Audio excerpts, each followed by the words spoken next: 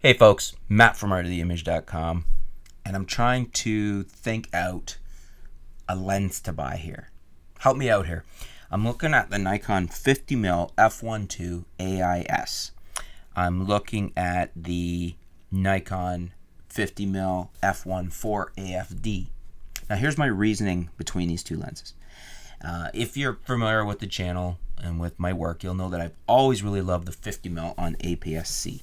I think it gives you, on the Nikon side, it gives you an equivalent 75mm field of view. And so on an APS-C sensor, it's very close to that traditional 85mm portrait lens. And they're just very good value lenses. And so I'm looking at putting together something for doing some portrait work for some projects I have in mind.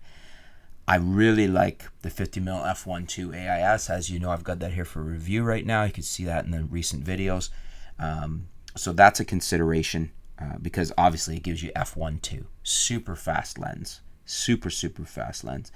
And for me personally, it's one of those lenses I've wanted to own for a long time. It's a thing of beauty in and of itself. The build quality is second to none. It's just beautiful. Some of the smoothest focus ring operation I've ever seen. Beautiful metal construction, just a gorgeous lens. And those great big baby blues, that the optics on there, huge glass, f1.2, something to be said for that. So I'm really heavily leaning towards picking one up just because I've always wanted to own that lens.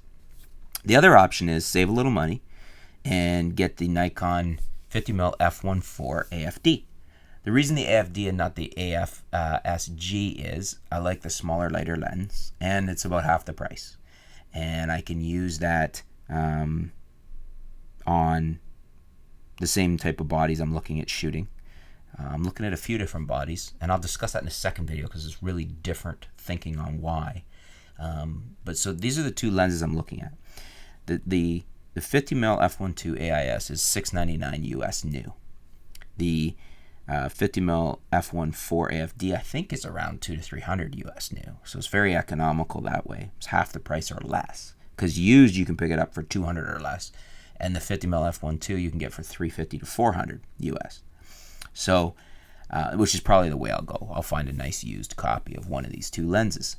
Now, the advantage with the f1.4 AFD is not only price, but I could use it on any of the Nikon bodies with a motor drive, so the 7000 series. So if I had the 7100 or the 7200, it'll work on that, and it'll work on any of the full frame, the 610, the 810, the 750, any of the full frame cameras the AFD lenses will autofocus with. And they're quite quick for autofocus. Very, very nice. So a very cost-effective way to get to f1.4. The f1.2 delivers something nothing else does. It's very unique. It's an f1.2 lens. It has a very unique out-of-focus bokeh area characteristics too that I'm really in love with. But it's manual focus. You can't manual focus on anything.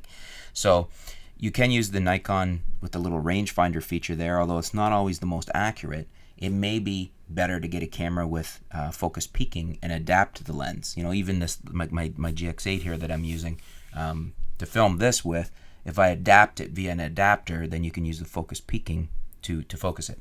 So trying to decide between these two, is the say 2/3 of a stop difference worth the extra price on the f1.2, and there's the build quality to factor in, and then there's just the desirability. I've always wanted that lens.